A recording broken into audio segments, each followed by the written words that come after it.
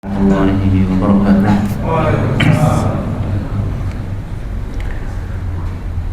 Alhamdulillah nahmaduhu wa nasta'inuhu wa nastaghfiruh wa na'udzu billahi min shururi anfusina wa min sayyiati a'malina may yahdihillahu fala mudilla lahu wa may yudlil fala hadiya lahu wa asyhadu an la ilaha illallah wahdahu la syarika lahu wa asyhadu anna Muhammadan abduhu wa rasuluh. Allahumma salli ala Muhammad wa ala alihi wa ashabihi wa man tabi'ahum bi ihsanin ila yaumiddin, amma ba'du. Ma'asyiral muslimin, jamaah salat subuh yang semoga senantiasa dirahmati Allah Subhanahu wa taala. Senantiasa kita panjatkan bersyukur kita kepada Allah yang telah melimpahkan pada kita nikmat-nikmat dan karunia-Nya, sehingga Allah Subhanahu wa taala terus memberikan kekuatan kepada kita untuk menjalankan ibadah puasa Ramadan dan memberikan kemudahan kepada kita pada pagi hari untuk melaksanakan salat subuh berjamaah. Semoga ini semua akan menjadi pemberat timbangan amal kita nanti pada hari kiamat. Amin.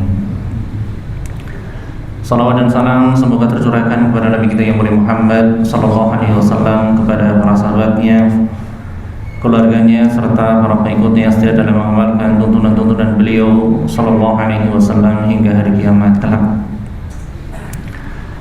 Ma'asyiral muslimin yang dirahmati Allah Subhanahu wa taala, melanjutkan pembahasan kita pada kultum yang lalu hari Ahad tentang macam-macam manusia di dalam bermuamalah. Telah kita jelaskan tentang yang pertama, al-muamalatu bil adl, muamalah yang memperlakukan manusia dengan perlakuan yang sama, baik ketika mereka berbuat baik atau berbuat keburukan, menzalimi kita. Kemudian model yang kedua, dan ini yang sangat dianjurkan, ditekankan oleh syariat kita, adalah al-muamalatu bil fadl, muamalah dengan yang lebih baik, muamalah dengan versi terbaik kita. Dan ini banyak contohnya di dalam Al-Quran maupun Sunnah Nabi SAW. Di antara di dalam Al-Quran, Allah Subhanahu Wa Taala berfirman dalam surat Al-Baqarah ayat 237, ketika Allah Subhanahu Wa Taala menjelaskan tentang hukum seorang suami yang menceraikan istrinya sebelum digauli. Allah Subhanahu wa taala berfirman, "In talaqtumuhunna min qabli an tamassuhunna wa qad faradtum lahunna fariidah fanisfu ma faradtum."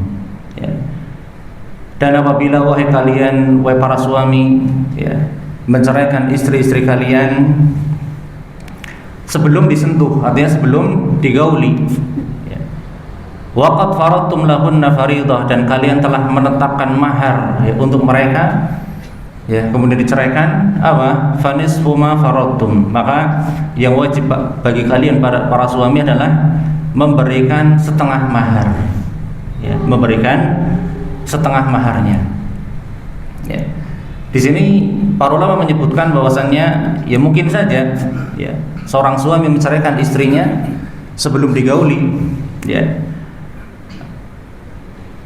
dan ini di sebagian orang Arab sampai sekarang pun masih terjadi, karena orang-orang Arab ketika mereka menikah tidak mesti langsung digauli, seperti Nabi ketika akad nikah dengan Aisyah, umur Aisyah berapa tahun ketika itu? 6 tahun, usia Aisyah 6 tahun, akad nikah dengan Nabi, tapi digauli oleh Nabi di usia 9 tahun. Kenapa? Ketika 6 tahun belum haid. Ditunggu sampai haid, ternyata Aisyah haid di usia 9 tahun, baru hidup serumah dengan Nabi dan digauli oleh Nabi sallallahu alaihi wasallam. Lah sampai sekarang pada sebagian orang Arab juga adat ini masih berjalan, Ada di antara mereka yang menikah dengan gadis usia 7 tahun, 8 tahun, 9 tahun, ternyata belum haid, ditunggu sampai haid, misalnya usia 11 tahun, usia 12 tahun, baru hidup satu rumah, baru digauli. Dan bisa jadi tadi rentang waktu nunggu ya dari akad nikah sampai haid ya, barangkali ada masalah kemudian dicerai. Ya, barangkali dicerai. Ya. Maka Allah Subhanahu wa taala mengatakan ya, waqad faradtum lahunna fariidah fanisfu ma faradtum. Apabila kalian sudah menetapkan mahar ya, maka yang wajib bagi kalian adalah memberikan setengah dari mahar yang kalian tetapkan. Ya, kalau maharnya 10 juta ya berarti yang wajib berapa? 5 juta ya. Maharnya 10 gram ya yang wajib 5 gram ya. Tapi nek mahare seperangkat alat salat kepriye? Disoek. Ya susah ya. Ya intinya demikian ya, artinya ada pada sebagian orang Arab sampai sekarang ya, nikah belum diapa-apain kemudian dicerai. Ya kalau di Indonesia sih kayaknya jarang ya. Di Indonesia ya akad nikah pagi ya langsung malam pertama ya. Malam pertama orang sabar, sore pertama. Ya, artinya ya ini ada sampai sekarang, ada ini sampai ya bagi orang Arab sampai sekarang. Lah kemudian apa? Ini yang menjadi tema kita ya, tentang al-mu'amalatu bil fadl. Muamalah dengan yang terbaik. Allah kemudian mengatakan illa ayyafuna, kecuali si wanita memaafkan. Ya, maksudnya memaafkan bagaimana? Ya, memaafkan tidak mengambil jatah maharnya tadi. Artinya si wanita yang diceraikan tadi kan seharusnya memiliki hak untuk menerima setengah nilai dari mahar. Tapi barangkali si wanita baik ya, meskipun belum pernah hidup satu rumah ya, belum pernah dia apa-apain sama suaminya, tapi dia maafkan, sudahlah saya nggak ngambil jatah itu ya, udah buat kamu saja ya, barangkali mau buat modal nikah lagi, udah dimaafkan oleh si wanita ya. Illa ayyafuna aw yafu alladhi biyadihi 'uqdatun nikah, atau yang memaafkan bahkan mungkin pihak laki-laki, pihak suami ya, pihak suami memaafkan. Bagaimana maksudnya? Maksudnya adalah memberikan maharnya full ya, meskipun yang wajib berapa tadi?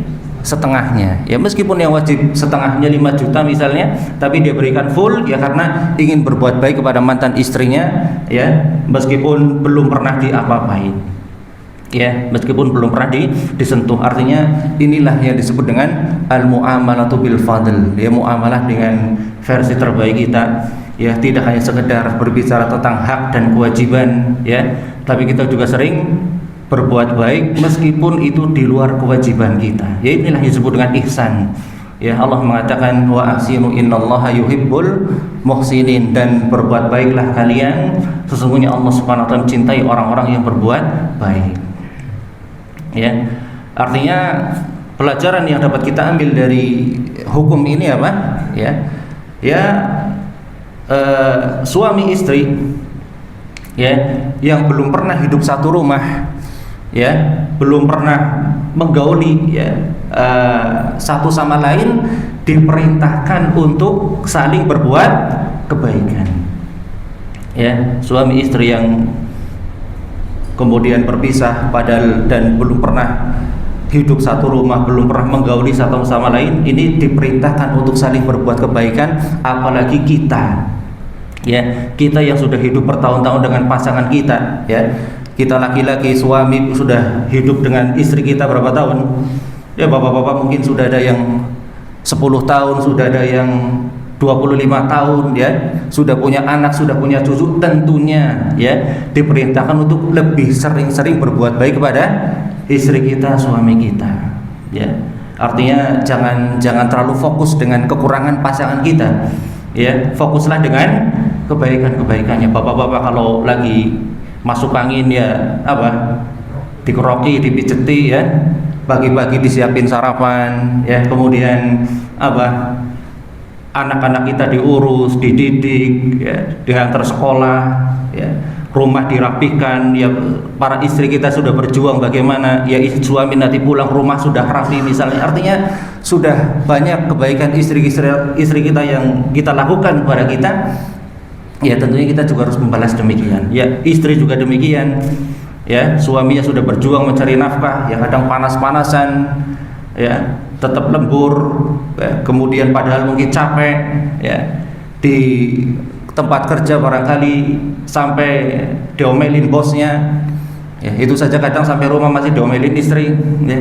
Artinya ya sudah banyak kebaikan yang dilakukan oleh, ya, istri kita, oleh suami kita. Ya, kita juga harus membalas kebaikan-kebaikan mereka, bahkan yang belum pernah hidup serumah pun diperintahkan untuk saling berbuat kebaikan. Makanya Allah mengatakan wala tansawul fadla bainakum wa an ta'fu aqrabu littaqwa wa la tansawul fadla bainakum. Ya, dan seandainya kau memaafkan itu lebih baik, ya, tadi suami yang memaafkan, ya, memberikan full maharnya, ya, atau istri yang memaafkan, tidak mengambil sama sekali, ya, wala tansawul fadla bainakum, janganlah kalian melupakan, ya, atau sebagian ulama menafsirkan jangan kalian meninggalkan, ya, jangan kalian saling meninggalkan muamalah yang utama di antara kalian, ya. Ini padahal, ya, sudah berpisah. Artinya kadang kita lihat, ya, pasangan suami istri yang yang memprihatinkan. Ya, suami istri ada masalah, ya, kemudian barangkali sampai terjadi perpisahan, masing-masing mengubar aib pasangannya, ya.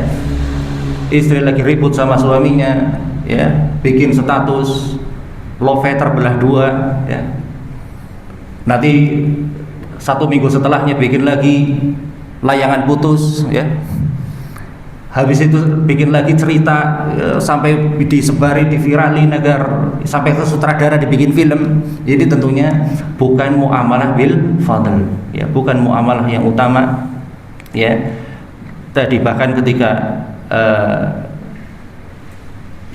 belum melakukan apapun antara suami dan istri kemudian terjadi perpisahan, itu diperintahkan untuk tetap berbuat baik, ya, muamalah bil fadl. Apalagi kita, ya, yang sudah hidup bertahun-tahun dengan istri kita, dengan pasangan kita, bahkan seandainya setelah itu terjadi perpisahan pun, ya, tetap untuk tidak meninggalkan muamalah bil fadl antara kita dengan mereka, ya, istri kita atau, ya, para istri dengan suaminya. Innallaha bima ta'maluna basir. Sesungguhnya Allah Subhanahu wa taala Maha mengetahui apa yang kalian kerjakan. Ya, ini juga mengisyaratkan ketika kita berbuat baik, ya, kita berbuat baik kepada istri, istri berbuat baik kepada suaminya, tidak mesti, ya, orang lain harus tahu, ya, jadi status, ya, diposting sana sini misalnya, ya, kecuali mungkin lembaga buat laporan, ya.